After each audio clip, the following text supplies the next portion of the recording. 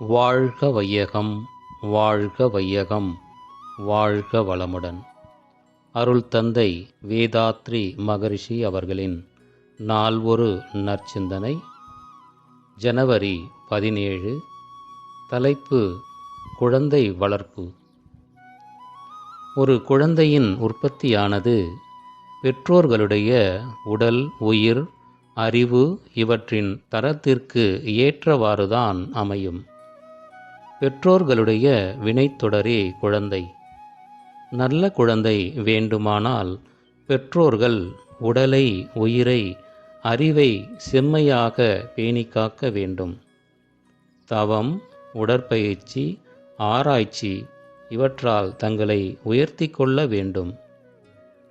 அமாவாசை, பௌர்ணமி தினங்களிலும், போதைப் பொருட்களை உட்கொண்ட மயக்கத்திலும், இருவரில் ஒருவர் வருத்தமாகவோ நோயுற்றோ இருக்கும் நாளில் ஒரு குழந்தை கருத்தரிக்குமென்றால் அக்குழந்தை உடலிலும் அறிவிலும் தரம் குறைந்ததாகவே அமையும். மேலும் குழந்தை கருவுற்றிருக்கும் காலத்தில் தாயின் மனம் உற்சாகமாக இருக்கும்படி அந்த குடும்பத்தினர் பார்த்து கொள்ள வேண்டும். இத்தகைய அறிவின் விழிப்பில் உற்பத்தியாகும் குழந்தை உடல் அறிவு நலன்களோடு குடும்பத்திற்கும் சமுதாயத்திற்கும் பெரும் நலம் விளைக்கத்தக்க நல்நிதியாக அமையும். பிறந்த பிறகும் வளர்க்கும் முறையில் மிகவும் எச்சரிக்கையோடு இருக்க வேண்டும்.